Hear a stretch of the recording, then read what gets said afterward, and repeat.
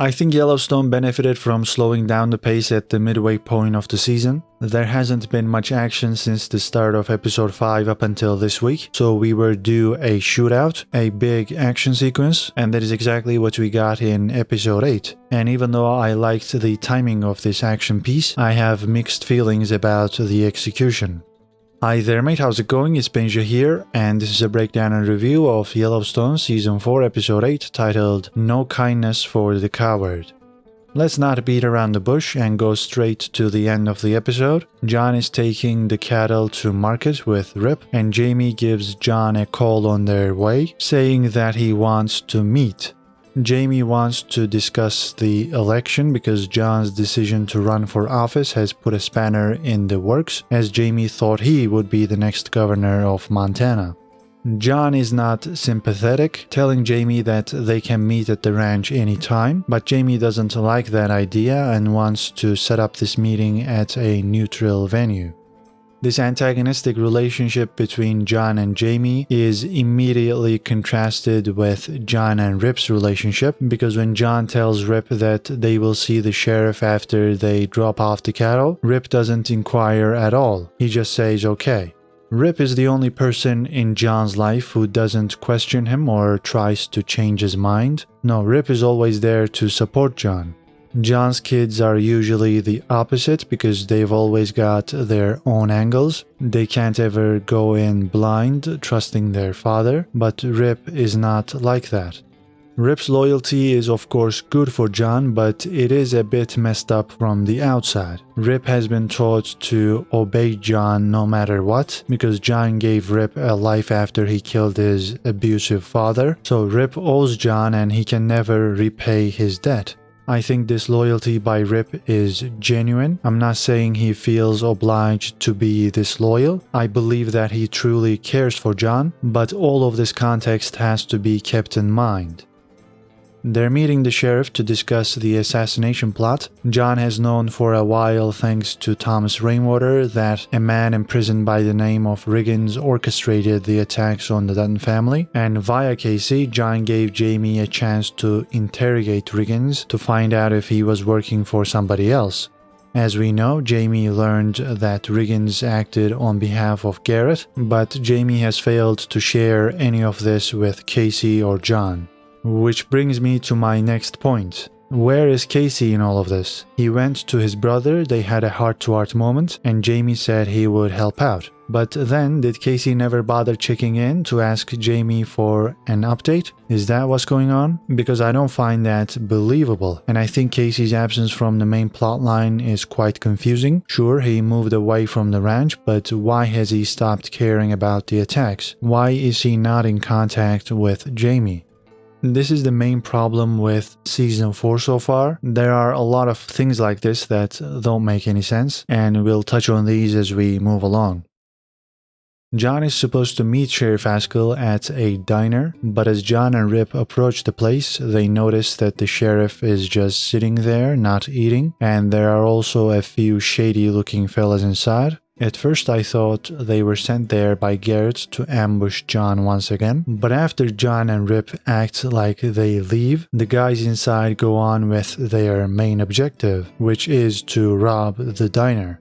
I have no idea what these crackheads must be thinking robbing an average-looking diner while a law enforcement officer is present. I guess they're out of their friggin' minds because they're crackheads. They can't think straight. But anyway, Rip and John don't actually leave the premises. They pretend to do so. They get their guns from the truck. John gets into the diner using the back entrance, and a shootout ensues soon afterward.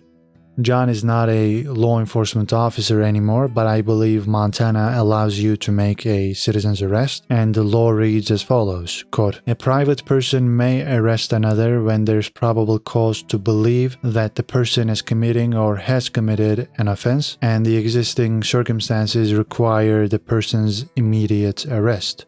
The private person may use reasonable force to detain the arrested person," end quote. So there is probable cause in this scenario for sure, and John doesn't use lethal force until one of the robbers points his gun at John. Because of this, I don't think John is breaking any laws here, so John will be fine from a legal standpoint in my opinion, but the court of public opinion is something else entirely.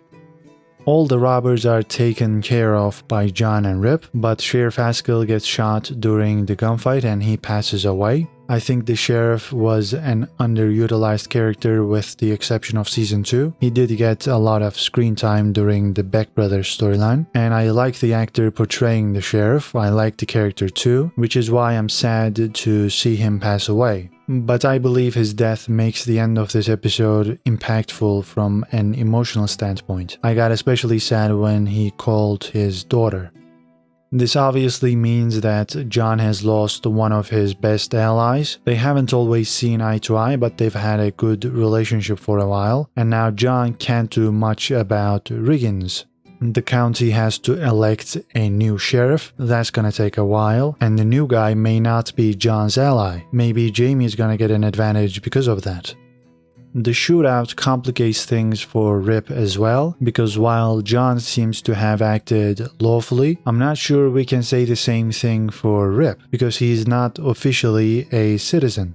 The writers made sure to mention this over the course of the season. Rip doesn't even have a driver's license, he doesn't exist in any official databases, and with the sheriff dying in this shootout, there should be no way for Rip to take cover. If the sheriff had lived, he could have protected Rip during the investigation, but that's not happening. The sheriff is dead, so Rip is out in the open. I said there should be no way for Rip to take cover. I didn't say there won't be. This would be a massive problem for Rip in a well-written scenario, but unfortunately this show has a way of brushing past incidents like this. I'm still hopeful that Taylor Sheridan isn't going to make the mistake of ignoring this, and I hope we see this become a problem for Rip, because Sheridan has already made a mess of this season by turning it into a semi-commercial for his other shows, and I also didn't like the fallout after the shootouts in episode 1 of this season, so we'll see. I don't want to be a Debbie Downer throughout this review, so I'll just say that from an entertainment perspective, this diner sequence was fun. I mean, Yellowstone doesn't struggle with making things fun, so yeah, this shootout and the way John took care of these thieves kicked ass. It also relates to the flashback at the start of the episode because we see John's great-grandfather James taking care of a bunch of horse thieves. So the episode starts with a Dutton killing thieves, and it also ends with another Dutton doing the same. I thought that was neat, and by the way, I'm covering 1883 on Sundays, and my review of the premiere is already up on the channel. As to how this will affect John's bid for the governor's office, I don't think it will be too big of an issue. People from blue states may think it will, but a lot of people from Montana on this show will see John as a hero for stopping these robbers and saving these civilians. Jamie might use this incident against his father, but I don't think it will matter too much in the end.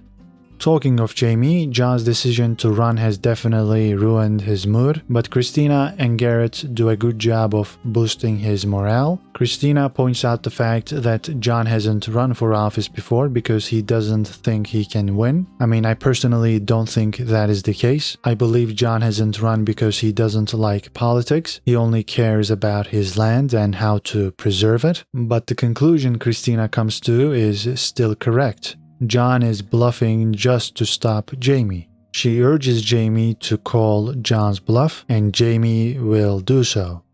Also, Garrett decides that they should tell the world about Jamie's mother's murder to get ahead of the backlash.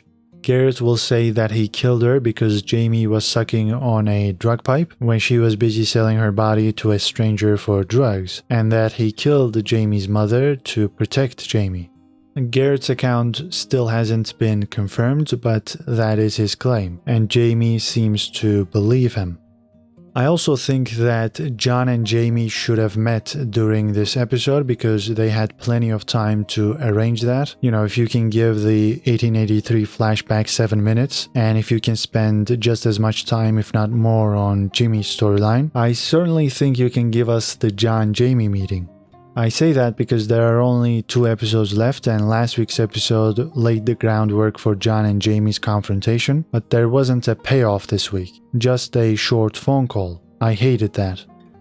Moving on to Beth, her plan to use Summer's activism to damage market equities goes well. Summer and hundreds of activists are protesting the airport construction on the portion of the Yellowstone ranch that has been leased to market equities, and Beth argues that they should get the press out of there before arresting and charging the protesters.